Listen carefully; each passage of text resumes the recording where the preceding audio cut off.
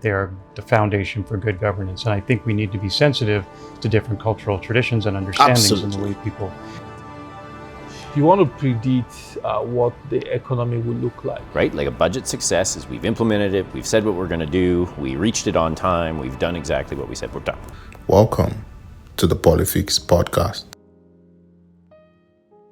Hi there. Welcome to the PoliFIX Podcast yet again. My name is Olubomi, and I welcome you to this very insightful session. Today, I have three great men with me, and they're going to be sharing their experiences as immigrants, some as managers of immigrants in their workplace, some as professionals, and they're going to be as real as it can be. They're going to be as plain as it can be.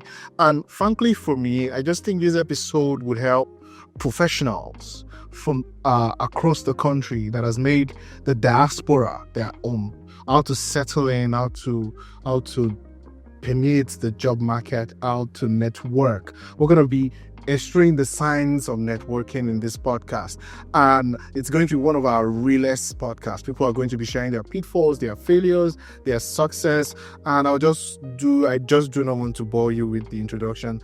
Today I have Henry, I have Braden, and I have Oba. Henry, I'll do a brief introduction of each of them before they do their own introduction. So Henry used to be a manager, a country manager he would explain that, but he was in the banking sector in Ghana. He came to the country as a professional and now works as a consultant in government. You're welcome, Henry. Thank you very much. All right. Then we have Braden. Braden is everything in one. He's an entrepreneur. He owns a tech company. He has managed professionals that are immigrants, most of them that I know that are immigrants, and he's here to share his experience. You're welcome, Braden. Thank you very much for being on the show. And then Oba is a branding person. He was into financing too and the banking sector back in Nigeria, and now has a business, has a photography studio. It's called FSI Studio. Everything branding, photography, videography, and aside his day job, which he would explain better. I don't want to fumble here. And then me, you're welcome. Yeah, thank you.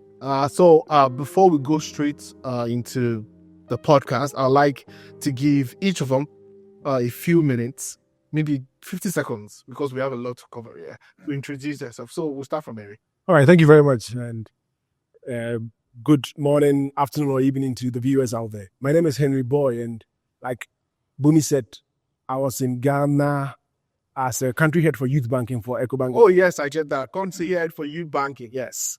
So I was involved in a lot of youth stuff. And then I came into Canada to read my MPA. And afterwards, I worked with the Treasury Board of the Ministry of Finance. And then now I'm working with tax bills and procurement as a capital priorities consultant. So that's a brief introduction about it. Capital priorities consultant. You heard that right? So, break.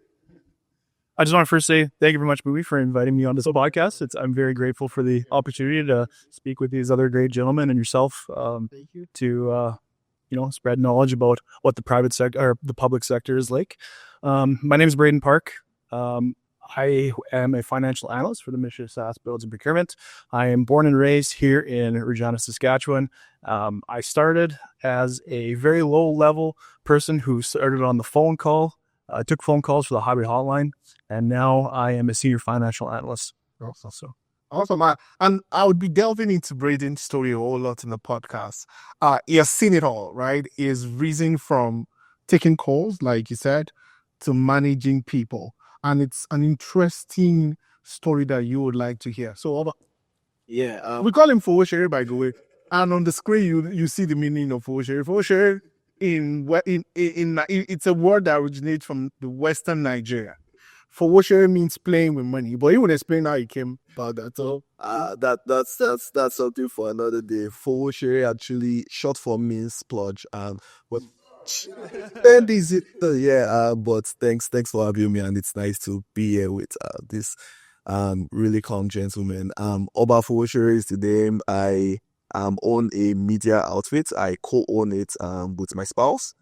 We used to run that in Nigeria, before moving to Canada, and that's just one of the many hats that I wear.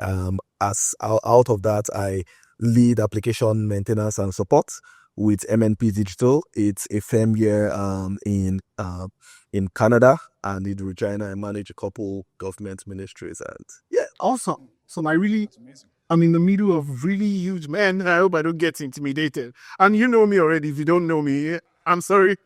These CVs are too intimidating. I'm not going to introduce myself. So we delve right into it. And I'm starting with Eri. Okay. As an African, Sure. as an immigrant, what was the biggest cultural mind shift you got as a professional coming from Ghana? And writing the question, yeah, did you feel overqualified? Did you take odd jobs? How did you get from a country manager of a huge banking outfit in Africa into a place like Saskatchewan, studying and getting in as a professional? How was it like for you? What was the biggest mind shift? Were you ever down at any moment? Yeah. Okay. Thanks for that. It's one of the things I always share with my friends, how, the changes that you have to go through from, managing a team and doing all the big stuff out there in Ghana, and then coming here and being that humble to start all over again. So I came in, thankfully I got a scholarship. So I was getting some money while studying. So I didn't have to take any extra like other jobs to add to it. And it was a bit tough. I remember the first day I came in, I woke up in the morning, I thought my car was parked outside. So I wanted to get something. I stepped outside and I'm like, it's a different environment. You don't have your car here. Now you have to join the bus. So you joined the bus? I had to join the bus because the first year I came, I didn't drive. I had to join the bus, and it wasn't that easy, that change. Moving from being driven, you go out there. When you are there, what's that feeling like? Can you explain that? It was, words cannot really express it. Like the emotions that you have to go through. Because I remember I'll call my wife and I'll tell her, oh no, I think I have to come back home because this is not for me. At this age, let me come back and do what I used to do. Because you go out, your car is there, you go to work, you're managing a team, you have people around you. It's different. That's coming to school and it's different. And nobody really cares about that. Nobody cares about where you're coming from. You just go to school, you learn, and you contribute the best way you can. So for me, that was a very tough decision. At that point, I was not meeting going back home and staying here. Because even though I was on scholarship, I was not doing any job to people had to do so many things to stress them out. It was still difficult because of the kind of life I had lived over the past decade. I'm not saying like a bougie life or a flamboyant lifestyle, but it just had to do with, coming and losing all those things you used to have around you. The things that makes things a bit easier for you, I lost all those things. And that's all over. So it was tough. So what was that decision that really hit home for you that made you decide to stay and not want to go? Okay. So coming here the main reason I wanted to come here was to get out of my comfort zone. I wanted to get that international exposure, education first, because I already had an MBA before coming here, but I wanted to now do an MPA to augment my MBA. So I wanted to get that one and also get that experience, that international experience, like work in a different environment, get to learn something new that other than what you've been doing. Because you've been doing this banking ever since you finished your national service and you have risen to the ranks to this level. What else can you do? What new thing can you do again just to, add to the experiences that you had? So that was one of the things that made me want to stay and get that experience and get that exposure. Writing on that, right? I'll jump over quickly. Before I came to Canada, I remember trying to Google for a photographer in the province, in Saskatchewan, and his name popped up. Okay. I wonder how he was able to, and I got to know that he just came then. It wasn't even up to a year in the country. How did you bring your cultural identity into a place like this and you tried and you're still dominating the sector? How were you able to migrate from Nigeria, which is your own country, here, bring your brand right from there, situate it right there, and get right into the market. It felt like you lost nothing. It felt like you weren't jumping buses. You felt like you just picked it right there and you started. So, what was it for you? Well, unlike every story, mine was quite different. I think I was a little bit more prepared, and then I had support system. What do you mean prepared? Are you talking about mental preparation, family preparation? Did you try to get married? Did you try to... No, mental preparation. Okay. Then also having done some research and some findings before we knew we got a PR. I was in Ghana then. I traveled to Ghana for my organization. I was deploying one of the biggest CRM solutions for Microsoft in the whole of West Africa, right? For Access Bank in Ghana.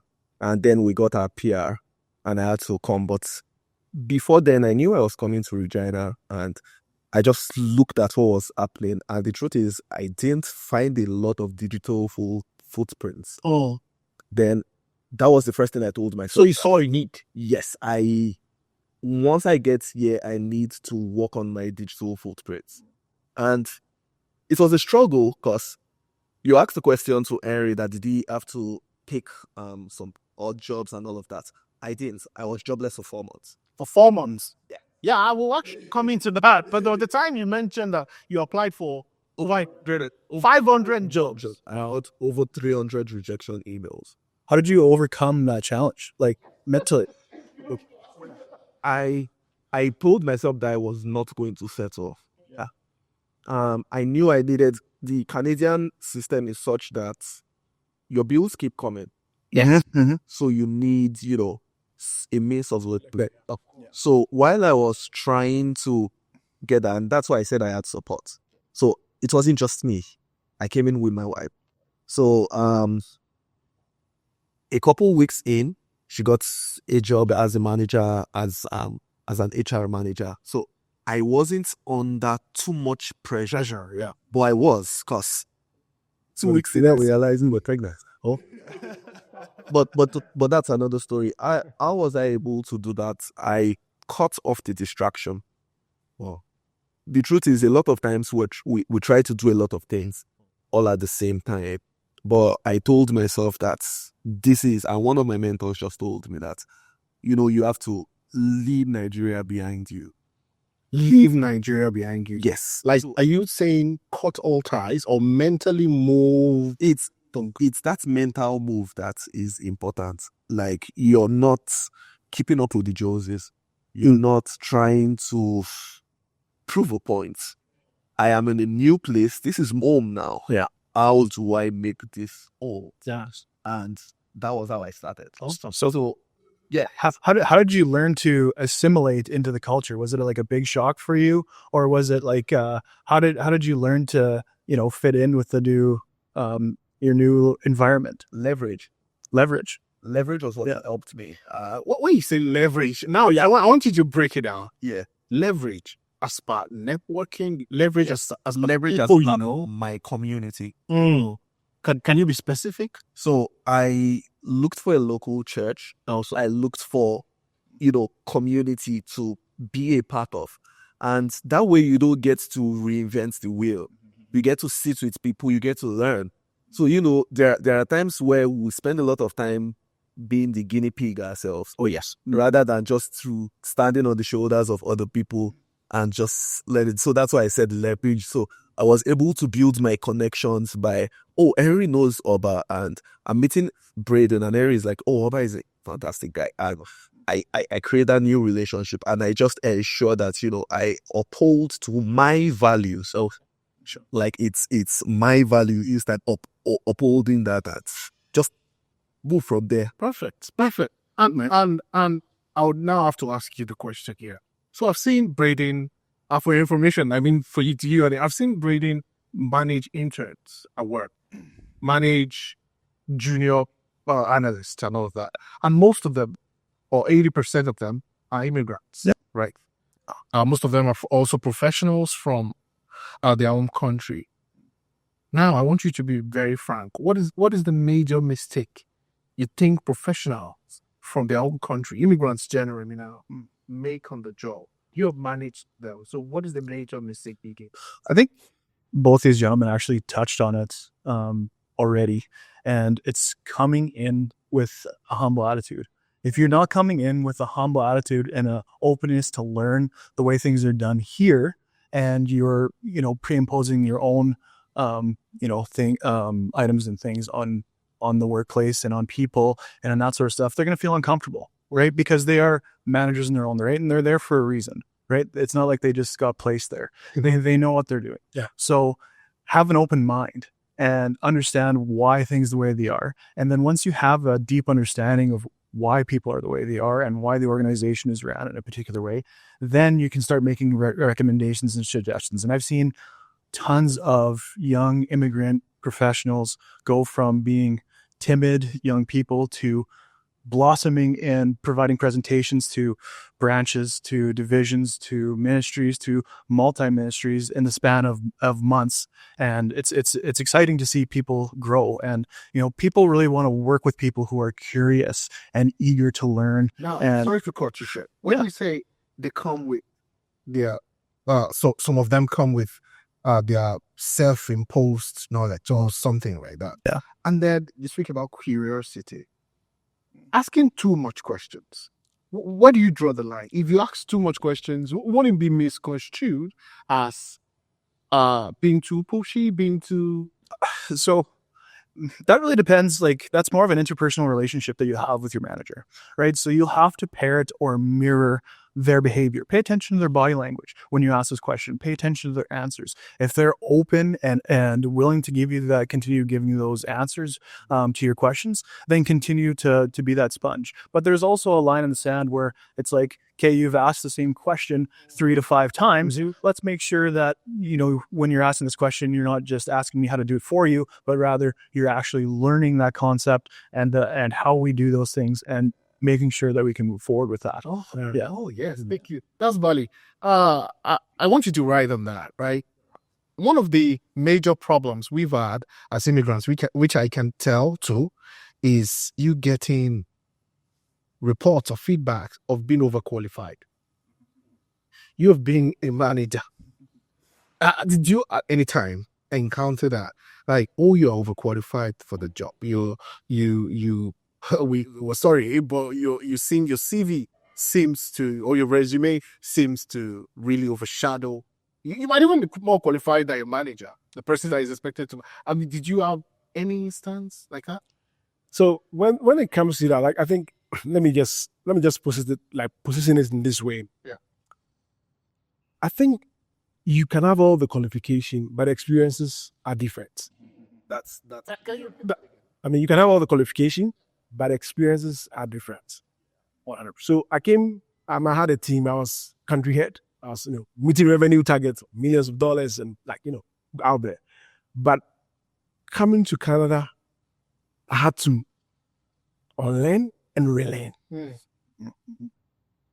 You get it? So I had to learn something new, how things are done, with regards to how budgets are being, how we go about the budget. Because treasury boards, I was doing expense side, and then with the capital side, I'm working on the capital plan for the province with the team. So when you come in with that attitude where I want to learn something new, you can know all the stuff, you've managed people, but it's a new environment. So the humility has to come in. And I'm someone who really respects reporting lines. So regardless whether I have 4 or 5 masters or I have all the certifications and you don't have it, ready in touch on something, you were not just put there, but over the years, you've also built that capacity to get to where you are. So I respect that structure. And that is what will help you. Once you are there, because you have experiences, you've done some of the things before, you are learning new stuff, you quickly grow. Yeah. But if you come with the attitude of, I know it all, I'm shutting myself, this is, what do you think, who do you think you are, and stuff like that, then that is where you begin to have issues, or that is when you begin to get stuck for quite a long time, and you see, others, going up there. Yeah. I liked that saying you said earlier before you answered that question. I really love that. And still talking on being overqualified, yeah. For you, how did you blend the Nigerian cultural expectations in your area of influence? That's videography, photography, and all of that. How did you blend it with the Canadian expectation? Also, please touch on this, right? You and Braden, I know very well, and even Henry are master networkers. You guys network awesomely, right? How did your knowledge of networking come to play in your business success and career success? And question I'm coming reading about is, how can professionals network? What problem have you encountered with professionals who just stay in their cubicle, not because they don't want to network, but they don't even know how to? You know, they're coming from a culturally deep place. Yep. For example, where I come from in Nigeria, when an old man is speaking, you don't speak. In the workplace, for example, in Canada, if you do that, they would think you don't have anything to say. So it might be construed as being, you know, timid, right? Like, you know, so we are going to touch on that. Sure. For about networking. Yeah. How impactful was that on what you currently do? Networking, I would say, has been one of the major drivers for my growth. And one thing that networking helps you with is positioning. So, and I have lots of stories. So, I think sometimes about 2 years ago, I had filled RFPs to cover events for the Regina Chamber of Performance. You know, they went with other people like 4 times, but they had a new chair at one point who I had a relationship with. And she just said, "Oh, you guys try this organization." They reached out, you know, got my quotes, and we delivered. And that has been how we've created our own relationship, because they've been able to like see our confidence. What gave me that platform was the network that I had built. And I didn't just build the network. The individual knew me and understood my competence. No, yes. And that was why the person was able to refer me. The truth is, a lot of times when people tend to network, you network from a place of what is in it for me. So, with that in mind, no, why is that wrong? Corrected, not necessarily. What should you know? I network because I want to build a relationship. I want to build a connection, which means I am present. Yeah, I am in there and I am present. You know, I've gotten to chat with Braden right now, and I know Braden likes fast cars. Yeah. So if I was to get Braden a gift, for instance, and I get him a hat from Ferrari, it will have, you know, you understand that? And that's because I am in there, I am present. In a lot of times, you know, people also you just have small, so thoughtful networking. Yes, and it's about also trying to like build that relationship genuinely. How? Like me coming with that, like that open mind, that who is this person? What do you do? And being open, like, and then learning new things. And I got to learn a lot of things that way. And you know, I got people to mentor me indirectly that way, just like building networks. I just just keep quiet and listen. So from the theoretical words that you've said now, practically, you're in a room filled with top shots. Yes. In a country that you didn't grow up in. Yes. How do you approach people, for professionals watching now? It's like, I'm new, I don't know them, I just came with my friend, and I need to network. Yes. Give me a short elevator speech. Well, the first speech is your presentation. How do you look? First impression. The first impression, how do you look? So, you know, I look sharp. Honestly, You'd want to listen to me, yeah. Like, how are you? And this is, you know, the first impression really matters. Like, your courage and your charisma. How do people get to meet you? And that would determine the kind of audience you would get. I mean, the saying is, you know, you dress for the job that you want, not for the one that you have. oh, correct. Stop you. What? not the one you are. Oh, I mean, gonna see me in the office. The gentleman right here is this a prime example? Every day, Yeah. every day, including Fridays, Henry is always in a suit. But everybody knows, oh, that guy that wears suit, that guy. He has really inspired the way I dress. Henry is always, thank you for. He sets the bar. Thanks to that compliment. He set the bar really. Yeah. There's a small talk technique called a what's it. It's something unique that you wear or that you have on you. And I noticed your pin, Henry. Every time I see you, you're always wearing a beautiful suit. So I feel like it's overused because everybody is talking about how well you dress. So I'm like, it's called a what's it. So I'm like, it's a brief way in to talk to somebody. It's like, why are you wearing that? Because if they aren't wearing it, they wouldn't have an interest in it or an understanding of the background of that particular item, like your watch or your this or your that, your glasses, right? So that's an easy way to break the ice, essentially, and then they will go on about that particular conversation, right? I asked Henry, where do you get your suit? So I get it from Tip Top, I get it from Ghana, I get it from here. I'm like, well, give me your tailors, man. Like, what's going on? That's right. So I'm just gonna let sorry Brayden, I'm just gonna let Obert land on his set on elevators. You said the looks. So I'm looking sharp like Henry now. Yeah. What else do I do? You pay attention. So before I speak to people, I like he said like what's asking some questions. Like I looked, and the kind of way I network most times I prefer introductions. I like it. What's your introduction like? Let people steal that. Well, I don't have a line that I use. But typically, how would you introduce yourself? I just introduce myself. Hello, like, and then I start with the compliments, because before I speak with you, I would have noticed some Just like Brady. that I like. Yeah, Brady does that a lot. Yeah, and that's You just see it. That's true. because for me it's like, well, he has a bright smile. Everyone like, Yeah. oh, I noticed you having that bright smile. You have, and then he's receptive, and then he tells me something. He just says, oh, it's something. It runs in the family. Go from there, and that's how you just build those conversations. So it's not forced. Yeah, Now should be introduced. It's so good because psychologically, people like being liked, right? People like intrinsically. You're like, yeah, I can get. I want to be liked, and I want to like you, and then you can just build from there. It's a perfect foundation for networking. Really, that's a great example. Thank you very much. So Brady, back to you before I get to Eric.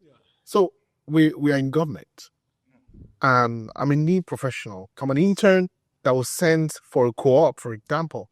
You are my manager. Yeah. We have a meeting, and I'm seated, and everyone is talking.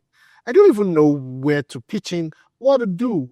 I'm practically confused, and coming from a professional that is from a deeply cultural environment, and coming to Canada or coming to the diaspora. What are the tips you have for interns and young professionals to break into the room and make influence? The single biggest tip that I have for that is that when you're in that meeting with your manager or in your unit meeting or your branch meeting for the first time, sit there and actively listen. Actively listen. Because you'll pick up on keywords and that you might not know what they are, but make sure you document them, write them down, and then you can go back and research them, understand what they mean. And then that will get you an in. You can start using that language within your group. And then people are like, oh yeah, this and that. And then just they will continue to build in the conversation because those people you're going to be working with are subject matter experts on those items. So they're going to be able to tell you the information that you need for your job. And your organization is going to have documentation online that you can go and read and go and learn about. So if you understand that background, you're going to fit in quicker and be able to network faster with everybody around you. Have you ever had a situation where you felt an immigrant professional under you, or maybe a friend that is an immigrant, could do better, but they're not really doing as much as you would? How do you address that?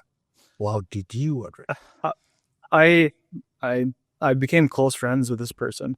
However, and they're extremely skilled, have an MPA, super smart at what they do, and they're extremely timid and shy. When they do their job, unbelievable work. Their writing's great. Their the presentations they make are awesome, but they would just sit in their space and not go out and venture out and visit with people.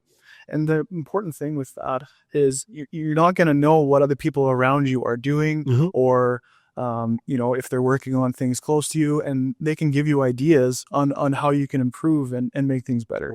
And I believe strongly it's important to take the time in your day to go out and talk to the people around you and socialize and see what you're doing. So that's a really major thing that I think a new person can do, is just go in, introduce themselves. It's hard sometimes. There's a phenomenon called the spotlight. And basically what that does is you think that people are judging more than they actually are, right? And it gives people anxiety, right? So overcoming that is a challenge. But once you do overcome that and realize they're just a person too, like you or I, they're just a person. So go and talk to them. Put out your hand. Introduce yourself. Hi, my name is so-and-so and I'm this. Nice to meet you, right? And that's just a simple way to go out and talk with people, is to overcome that anxiety. Yeah, that right. To add to like what he said, the truth is it's more than just doing your job. The extra, that's the icing on the cake. Like you need to. A lot of people say things about being extra. When you are coming into a new place, one thing you should learn is, if you're just doing your job, everyone else is doing their job as well. They are busy in their own world as well. They have deliverables. Your manager has deliverables because he's reporting to another manager, and but how do you get visible? So how do you get visible? By being visible. So a lot of times you see people join meetings because it's not compulsory for you to have your cameras on, you turn them off. So, as they said, there must be actively listening. You having your camera on would prompt you to want to focus and to listen. And then people can put a face to you. I've worked with colleagues that, you're good at what you do, but nobody knows you.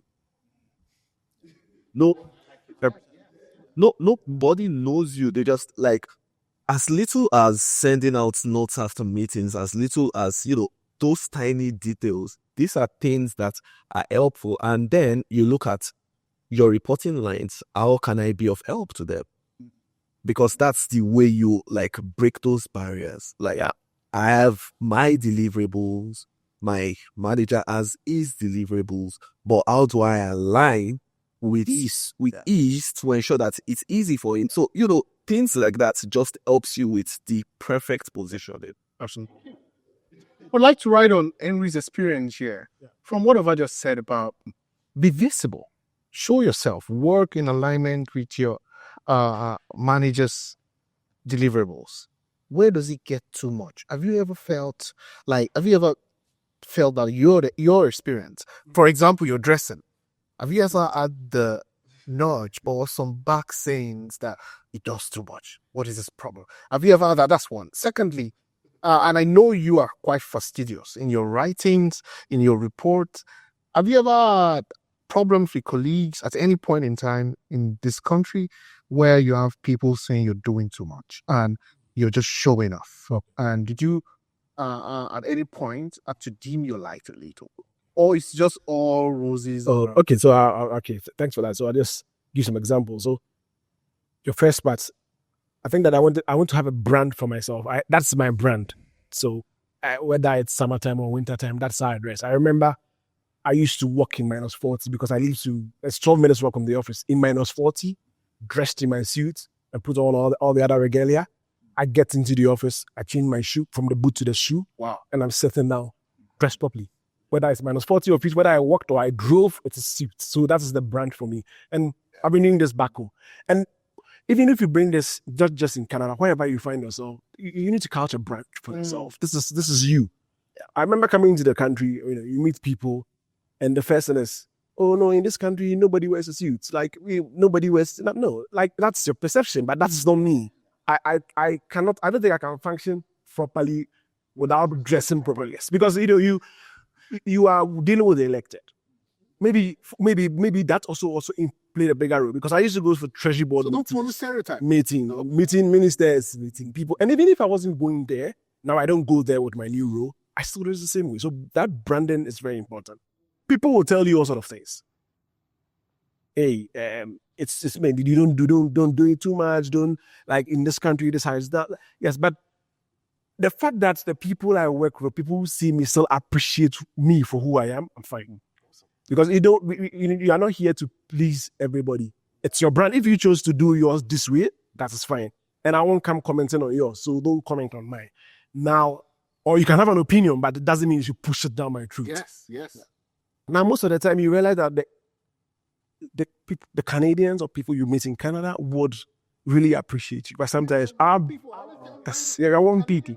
One of the one of the women people, and I've done a lot of traveling around the world, and I'm sharing experiences I even had in the States of nobody even cares about. Like, nobody even greets. The first few months I came to Canada, coming to school in U of S, I passed by an old lady and she greeted me. Oh, you'd be surprised. Yeah, I'm surprised because I'd had that experience in Europe and in the US where I greet people, like maybe you go for a work and nobody cares, but like nobody would even want to listen. But in Canada, it was a bit, the culture it was different. So at the workplace, people will give you that comment. People will appreciate you for who you are, because somebody walked up to me, why do you dress in suit all the time? Like, my career has been banking. You're handling people's money. You need to look very for them to trust you, I guess. And then they say, okay, so now I am doing numbers. I'm looking at capital plan for a province. Like, I should look a certain way that you would really, you have that confidence. Beside my qualification and experience and what I bring on board, you have that confidence. So for me, I'll say, you have your own folks sometimes saying, no, in Canada, don't do that. Just do anything anyhow. Like, go by them, just. And just take time where your branding, your thoughts, and your ideas has given you an edge professionally. Yeah, I think that's something that has helped me in Canada. Yeah, because you are in an office and somebody comes by and they stop by you. You've never spoken to them before, but I feel that the way you look attracts the people, or somebody smiles at you or takes like a minute to chat about you. Network. Yes, it makes it easier. Goes back to first impression. Yes, because I go to in the afternoon, I'll take a walk to the mall because it's closer to the office, and somebody just walks to you and say, "Oh, you're looking great. Where do you work? Can I have your contacts? Can we go for a coffee?" Yes, I've had that. Awesome. No, I probably multiple times. Where say, "Can we go for coffee?" and things like that. And I think, it helps because they're like, "Oh no, you dress differently. Why so?" Then they want to find out more. Then when you tell them your background was banking, find out, they're like, "Oh, okay, that's it." And okay, so what do you do here now? Then they can kind of connect it. So for me, I'm not going to change that brand thing, and I don't want to encourage anybody to lose your brand. Yeah. If in an office space, before I say this. So there was a point when I came in, I was like, okay, nobody's wearing a suit. Let me go check the dress code, and there was no way written in the dress code that you cannot wear, because I had to actually go there. What is the have to say? I said, but no one is saying don't wear suits to the office. And after leaving, the dress code expects us to look professional. Yeah. Especially with the Ministry of Tax Rules and Procurement, where you manage clients, you expect us to look professional, not necessarily suit, but all my team members always look professional. And it's been good so far. So something I'm hearing from these gentlemen in networking is consistency. Don't just do it once. Exactly. It's a continued behavior.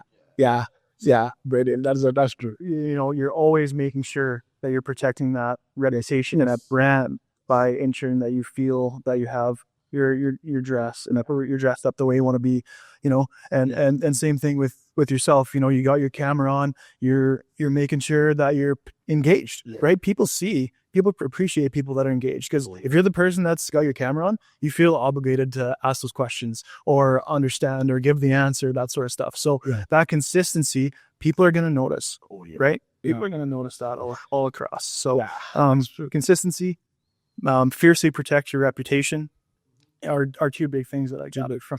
So I really want you to continue. What to say? I wanted to say something to that. It was just a funny moment where I had it was a Friday, and I came into the office. I still had a jacket on, but I didn't have like a seat. Even on the Friday, and then someone saw me. I was like, "Are you on leave? Or are you on vacation?" And I was like, "Oh no, I'm working today." I was like, "So how come today you didn't do that?" I'm like, "Oh, I just wanted to dress something." So people, yes, so that's it. People notice, and that's very, very important. People notice, even amongst managers. Sometimes the little things that you do, you think that people will not see it. But at the end of the year, when you're going through your performance review, some of these things come up. They notice those little things, like the little, can I lend this a helping hand in this area? Can I pick this? I know, and when Omar was speaking, he would talk about moving away from networking being transactional to relationship building. When you make it more transactional, you will not be able to see the little things that will help you.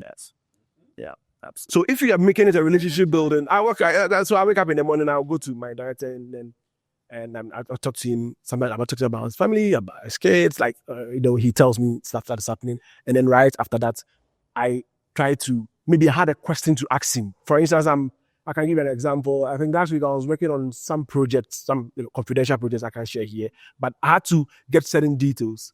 I just didn't walk up to him at 7:30 a.m. and say, "Please, what is this? I started the conversation with, "How are your kids doing?" And then we talked about that. And they were like, they didn't sleep all night. He just had babies, so he didn't sleep all night, and I'm a bit tired, and all that. We just laughed about it. He was having his coffee, and I chipped in what I wanted. He spent that time to explain to me and even sent me a document to understand it better. Now, when I'm doing my analysis and I write to whoever is reading, they'll be like, this guy is writing like someone who has been here for like 4 or 5 years. But I didn't have that information. It was just through that relationship. Yeah. Because he has been there for long. So he would give me that information. And not just directors, but even amongst your colleagues. You talk to somebody and ask the person, "Oh, I know I have a colleague who like who's into these arts." So you even intentionally read about artists to talk to the person so that you can have that conversation and be interested. I'm not saying be fake about it, but genuinely, because it's something new you're also learning, something an interest, so that you go and say, "Oh, how did you go about this? How did you go about society days, I can speak to that. I ask questions a lot. yeah." So when they up to me, it's helped me so much. The only problem he's had is breathing, and every other person I work with feels I'm too esoteric. So if you do water so esoteric, you can simplify that and all of that, which I'm trying to do now. Then, like writing on what you just said, I ask a lot of questions, and I read to ask. So I'm asking rightly, about your culture, about your religion, and all of that. Would come to over right now. Yeah. Immigrants, some professionals, like Ariel said, would come here and feel, "God, I shouldn't have come." Some would come and say, "I came too late." Some would say, "I probably came too early." The first question for you is, did you think, on a personal note now, frankly speaking, and I had a frank question to ask you, you have to be truthful, but this is oversight. Frankly speaking, did you come too early? Did you come too late? Did you come perfectly? And this is not, I don't want to go spiritual now. In Nigeria, I would say we come early or late, early in Jesus' name. Did you come too late? Did you come too early? Did you feel professionally you have gained your ground and followed the miles and you've been successful? I think I came right on time. I think I came right on time. One thing about Africa is that we are very fast-paced. But the sustainability aspect of our pace is something that, is questionable, right? In Canada, it's quite different. It's sort of steady. Yes. And when I got here, I realized that I had experience that, because in Nigeria, where we're coming from, when you're working on a project, they needed it yesterday. Actually, yeah, as compared to like right here. So I feel like I came at the perfect time, and a lot of reasons. I gained experience from back home, and when I got here, I learned about sustainability even more. I have applications that are being used even within the government right now that they are over 35 years old. they are still running on DOS. Yeah. The reason for this is because they built futuristically. Yeah. You know, they built You don't build for the moment, they build for generations. exactly. So, you know, I have the experience of building the new shiny things, but collaborating with people here has taught me how to build the new shiny course. Yeah. Yes, to have like that going to be a going concern. It's not like you're just Blows, right? We use the word blow. Like you don't come and just so it's because what happens at that point is you build, you get to that peak, you're able to sustain it, and there's it just crash. And the next thing you're looking for is what's the new shiny thing. Like, so I feel like I came early, and sometimes people have that mindset of, oh, myself. It's always about us. Yeah. What I learned is looking like outside of myself. Oh, yes. It's now no longer about me, but it's about my environment. And how can I align with my environment? Because that's the only thing. You just be, it's like when you're swimming, you know, and if you're following the waves, it's less stressful as against when you're swimming by the. Yeah. So it's when you're aligned, it helps you. So sometimes the problem, and I don't blame people, especially older folks, you know, you're in your mid to late 40s, you've done some things like all your life. So myself, I had only worked for probably about 7 years before I moved to Canada. So I feel like that was like the perfect point for me to come in. And the truth is, with the right mindsets, like every time, you know, you can make the time perfect. Yeah, before I forget this question, what you just said just made me remember a question now. For every young professional from Africa, especially, or that is watching right now, I want you to say something to them. Yeah. When would you advise that is at a crossroad as per, should I leave this whole career behind? Should I leave now? Should I go? Should I say this? Should I drop everything and all of that? For everyone that is at a crossroad career-wise, when is the best time to leave everything and move? That's, and I don't want to go you to say, oh, it's personal to you. For you, yeah. And from your experience, when is the best time to leave? After you've done, when you do your due diligence, move. A lot of times, analysis paralysis kills people. Analysis paralysis, please explain. You overline things, but what you keep, you know, it's like most of the problems we have are things that have not happened. We're just living in our head.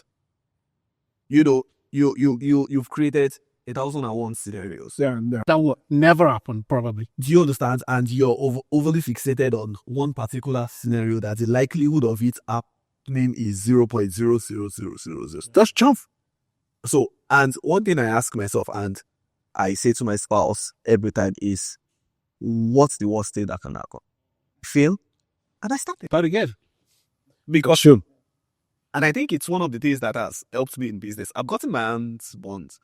Like, I'm registered RLB. I was one of says to you and Brady. But what that has built for me is experience. You can't buy that. Yeah. So, you know, it's a different thing when you get the experience yourself. I've gotten certain experiences by myself that money wouldn't give you that. And sometimes I tell myself that while, you know, you are overly thinking about things, I've started it, I've made some mistakes, I've learned, and I've moved on. So we are not on the same. Yes, because what that gives me is wealth of knowledge. I'm able to tell you, I'll give you a very, very interesting example. So I got the contract role, at some point while I was here. And it was supposed to be a series of interviews. All right. I got the job after the first interview. And how did that happen? Where having the interview process became conversational, and it was a data migration project. They were about to move from legacy to cloud. And I was speaking about, you know, my experience. So that in my experience, these are the shortfalls that I have seen, and these are the roadblocks that you probably encounter when you are doing projects like this. guess what? That was the exact scenario that they were facing. And the director said to me after, he said, "Oh, I feel we should pay you for 30 minutes consultation. Are you reviewing tomorrow?" Oh, wow. Thanks. That was how I got the job.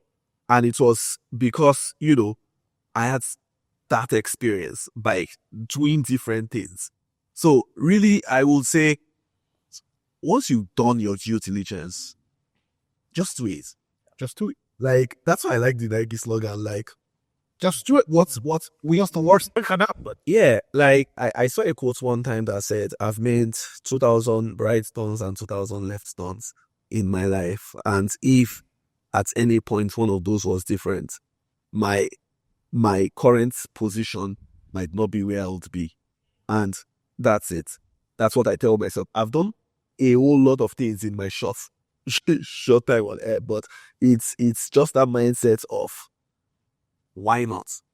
Why not if not? Because the sometimes is you don't get the full picture before you start.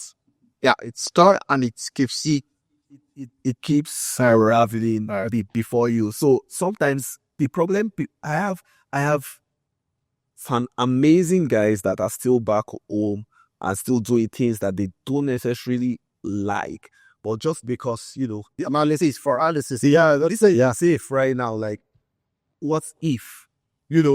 What if I do this and there are a lot of what ifs, and that's what keeps people in that present spot. Like, don't trust your instinct. Everything you've done has brought you to this current point, so why not? Thank you very much. Just do it, yeah. So I'm going to put Braden on the spot, and I want Braden to really be factual. So we have, like Eric said earlier, we have a view of Canadians, and we feel they're world people. As a Canadian that has dealt with immigrants professionally in business, in your other businesses, you own a business.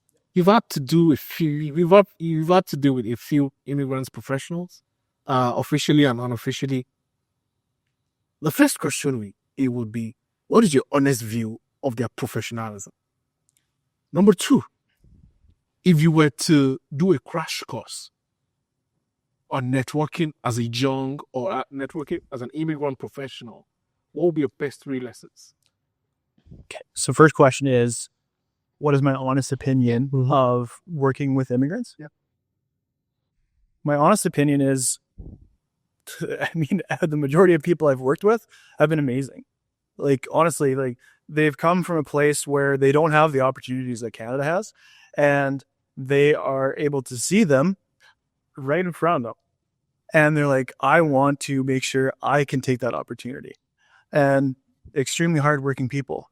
However, there are challenges that immigrants face that I can see as a Canadian. There's something called the in-group bias and the out-group bias. When you're coming to a workplace, there's already an established social group, right? That's within your units, that's within your branch, all across the ministry. You'll have, and it's difficult to break into that because it goes back to first impressions, right? You're initially in the out group, and people that are in the out group, it might happen because you have an accent, or there's language barriers, or there's behavioral barriers. And typically people in the out group aren't given grace, or they aren't given the benefit of the doubt like people in the in group are, right? People in the in group, they're given the benefit of the doubt, they're trusted, they're seen as competent, right? And even when, quite frankly, they may not be. So there are situations like that where it's really important to, make that first impression like we had earlier, that we were discussing earlier, and using that leverage with your manager, with your people, and ask the people around you, who's that? Who's this? What are they about? What are they like? What do they do? And then you're already gaining all this knowledge of the people around you. And you can, it's not necessarily, this is a bad word, exploitation, but it's genuine curiosity of who they are, what they do. And then you can start building those foundational relationships with those around you. And then you will become part of that in-group. Yeah. So that's how I would see immigrants overcoming that challenge of being in the out group, coming to the in-group. Yeah. Oh, that's okay. The second question, I wanted to piggyback a little bit on what he said with regards to getting to know them. So I worked with a director who likes the Rough Riders and watches every Rough Rider, and he has a season ticket. The Rough Rider, there, I went. I didn't understand the game, but because I wanted to build a relationship with him, I also had to now start kind of watching it and coming to him to discuss that, and that opened a lot. He wasn't the type who would just walk up to you and chat. He would say hello. But because now we have a shared interest, like he realized that I want to know more about the sports, which he loves, and then the team, which is Rough Riders, it really opened up. So I just wanted to, add that to what Wayne said earlier on. That is very important. I like that. 100%. Like genuine interest in somebody. Yes, you're right. It's genuine interest. If that's what they actually like and love, they're going to go on and on and on about it. They're not going to stop talking about it. You keep asking probing questions, they'll give you as much information as they have to find, right? Yeah. And typically, good conversationalists, that's what they do. Yes. Right? They pose questions. They listen. They don't even talk about themselves. Right? They don't talk about themselves. They like to let others speak about their passions, their hobbies, that sort of thing. And then they learn. And then the person that they were talking to realizes, well, I don't even know anything about this person. No.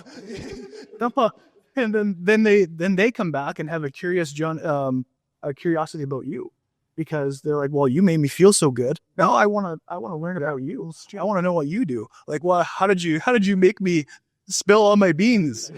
Right? Like, how did you do that? So, Yeah, sure. Great point, Henry. You were to have a crash course right now.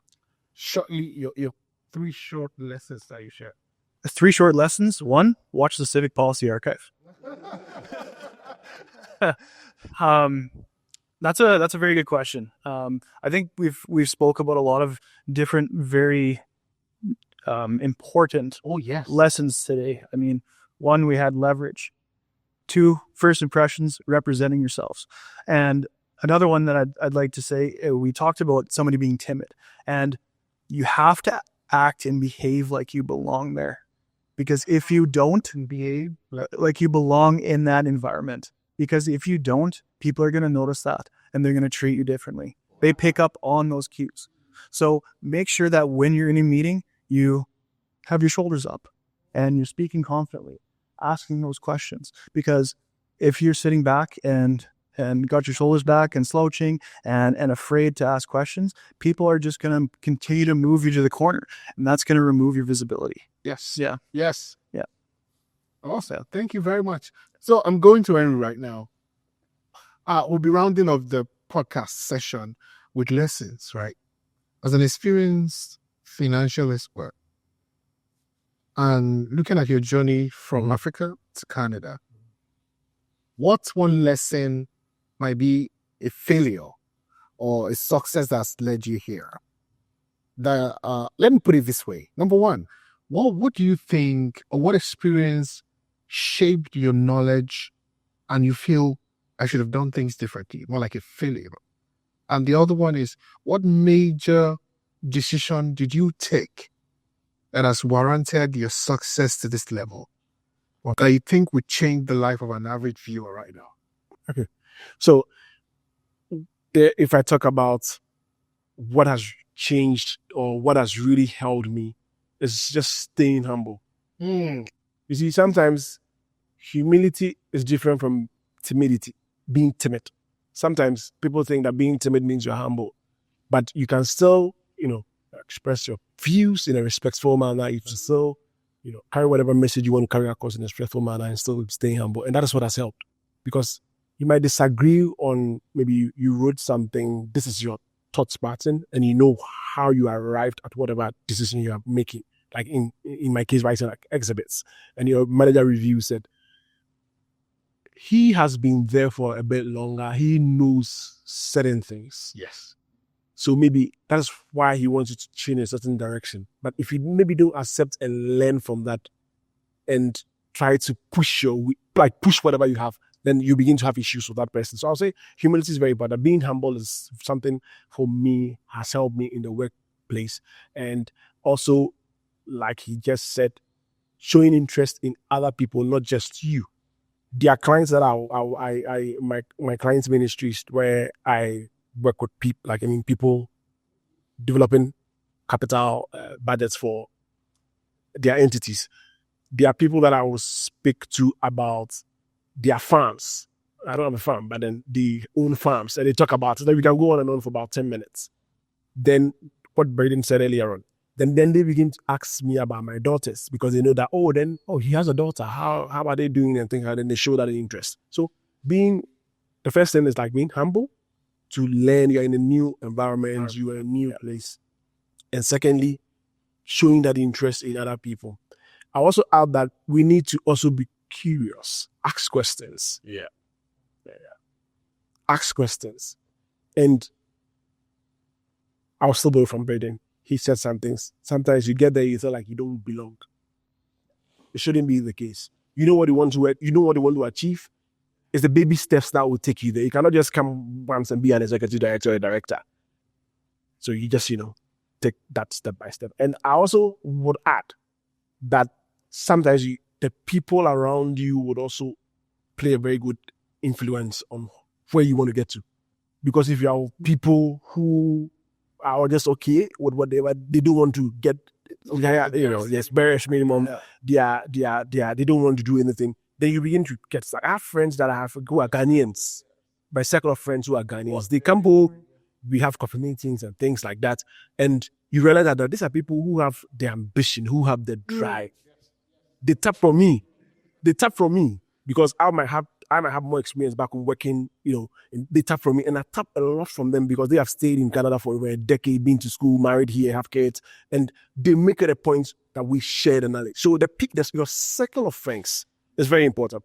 Lastly, I want to say there are people who walk up to me and say, I'm glad I met you, but the people that I met who are also like fellow Africans or fellow Ghanaians were not people who were really pushing you on. Even if you want to say, get a certain rule, apply for a rule, they'll tell you, no, you are, this salary they put there is too much for you. When I start, what even sometimes puts me off a little bit is, the point is, they will go by, when they started, they didn't, no, our paths are different. Our ambitions are different. And when I talk about this, I get a bit passionate because I feel a lot of people will be able to achieve certain heights, but for the circle of friends they limit you by their own. And when it happens to me, I just cut such people off. Not like I have any personal issue with you, I just cut you off. And then I'll go with people who are ambitious, who want to get there, whether they're Africans or they are Canadians, helping me know that, hey, you want to get there. I'll go with somebody who see a potential of me getting to a certain rule and say, you know what, I'm going to help you out. Rather than someone who will tell me that, no, once you're an African, you were not born here, you came here after living over 30 years of your life, 35 years of your life. Your solution to people like that is cut it off. It's cut it off. I don't have any issue. I'm not arguing with you or anything, but you will not let me go, so I won't let you hold me back. And for viewers, if I'm passionate about this side, Okay. I think it's something that a lot of people approach me and tell me the same thing. That look, they'll tell you, hey, you even did the MPA. Why do you want to do a PhD? Why do you want to do a PhD? So the next question, why not? And they're like, oh no, it's okay. When I came in, I started on this level, and so at this aspect, that's where our paths are different. And a lot of immigrants are faced with such things. Even there are roles that are open in organizations. You tell the person, look, you are capable of doing this. You know me to an extent, Bumi. If I know you are capable, I will push you to do it. I will do whatever it takes to push you, to help you to get there. Because I feel sometimes we just want to say, oh, this is enough. But we need to get to the more. There's more. That's what my pastor in Nigeria would say, Pastor Philip. Shout out to Pastor Philip Kolubaki. His favorite word is, there is more. You climb A, aim for Z. So I'm coming to you over. I think you have the same thoughts with him. He would say something like, so let me use my local lingua, reading and interpreted. Information la film for. Yeah. It means you fly by information, literally. It's the information that is literally available to you that will determine your flight. Yeah. And that means you need the right circle of people around you. So I'm coming to you now before I get to Braden yet. Circle of friends. It's good to network. Yeah. But what dictates your circle, one? Have you had a personal problem with people limiting your ideas? And how did you contact it? I like Henry's solution to it. Cut them off. No problems, just go. I would go my way. But for you, have you had a personal opinion relationship like that? And how did you address? So, like, when you say circle of friends, there is this saying that you're some of the six people closest to you. Yes. You're an average of that. Yeah. I am selective with the people within my circle. Like, you can step out with me in a gathering and I would say hello to 50 people, but the level of relationship I have with all of them is different. It's different. Yeah. I like, Braden said something about like actively listening. So there are certain people that I'm not able to share certain things with because I've weighed you. Might be wrong, but I would make that decision for my comfort. Selfish about your success. So yes, I've weighed you and I've seen that, you can't comprehend The weight of this dream. Yeah. and it's people talk nowadays they don't understand. It's shit against this. Talk nowadays they don't understand. And it's not their fault. They just don't know. So I won't even give you that privilege to have certain information for you to talk down. We will have, there are people that will speak and it's just, we talk about sports. Yeah. We talk about it. And it's not just like that. Yeah, but when it comes to like some certain things that I am passionate about, I preserve it for my people. And then I choose, like I said, I choose the people in my circle, and I'm always and I nurture relationship. But me like randomly I can just be at my call, hey, what's up? We've not gotten to speak in a while, like how are you doing, where are you at? Because the people I nurture those relationships. Yeah. And then I weigh people and I discuss different things with different patients. So Oba, Yes. how do you assess somebody? What is your criteria? Yeah, like what is your value system? Yeah. You don't answer that. There's this saying about leopards in sports. When you get comfortable with people, I am someone that if you meet me, you'll be comfortable around. Yeah. When people feel comfortable around you, they would flow. It's like Zen. And when you see people in their natural, like in their relaxed states and the kind of things that you're conversing around about, you know where they are at. Yeah. There are individuals that after conversing with them, I remember the first time I met Henry, it was professional, it was business. But then we sort of became friends afterwards. But super sharp guy. I need people like this. There is my favorite book. There are words for it. There is one that says iron sharpened iron. So as a man sharpened the countenance of the others. That's from the Bible.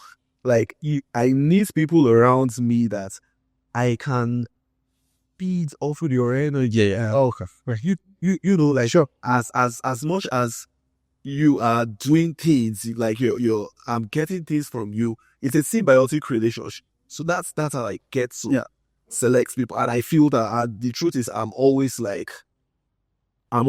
very, very particular about the kind of people I allow you, because it's easy for a negative thought to just dilute your focus. Yeah. It's very, very easy. And you just start second guessing. It's like, what's our see? Do you understand like that? So sometimes you don't even give that opportunity. That's why Henry would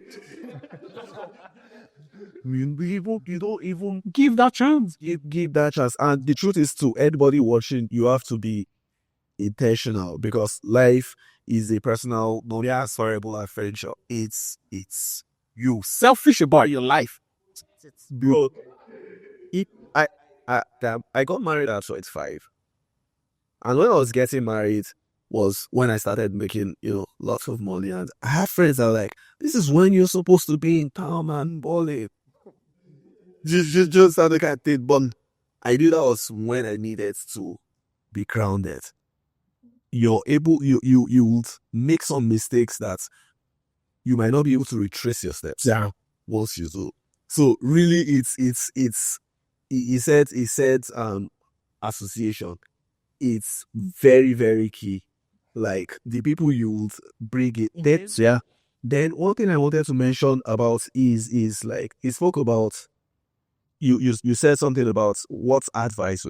You need to be diligent as whatever you do. Know your stuff. Competence is something that people will notice in you. Oh yeah, what is the eyes competence? Like they'll be like, oh, speak to that guy. He's a stand-up guy. You need that. So if I was to leave you with anything, like you need to be competent. Wow. That's If I go to final words, you have to answer the same question. Yeah. Okay, so your circle, right? And seeds and words. And you have a circle of people that push you to do better.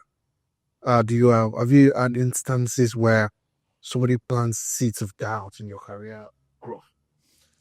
Well, actually, one of my very first jobs, I had been given seeds of doubt where, for instance, I was looking at budget information for our unit.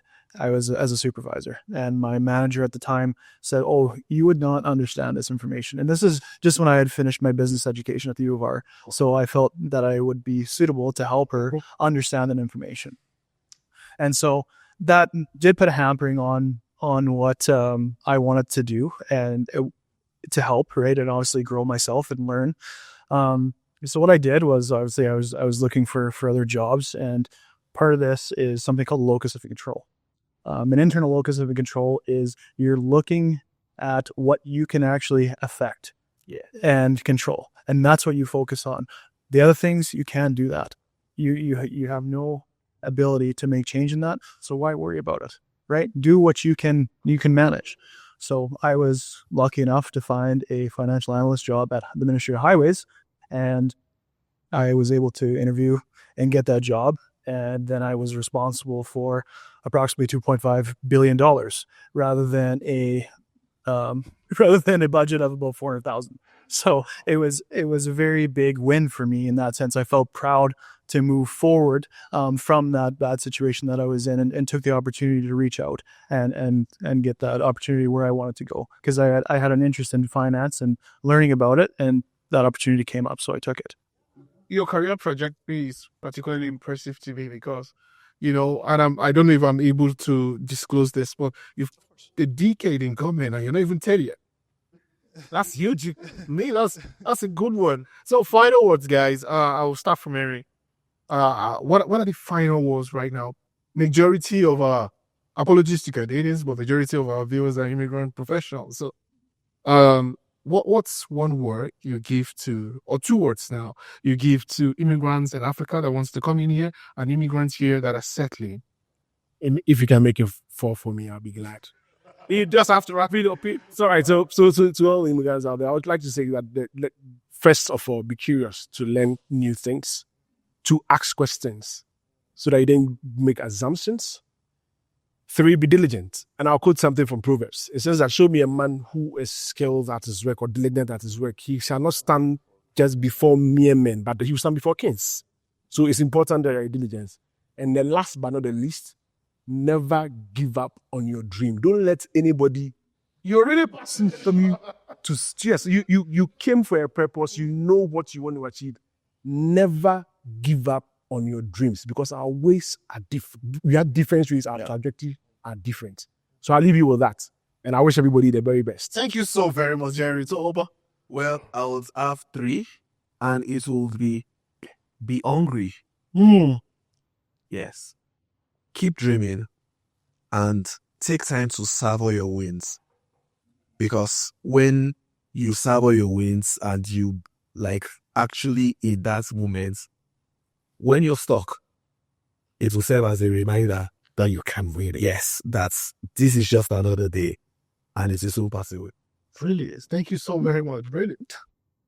Firstly, be genuine. Be who you are. Show people what you love and what you're about. Then they'll get to know you.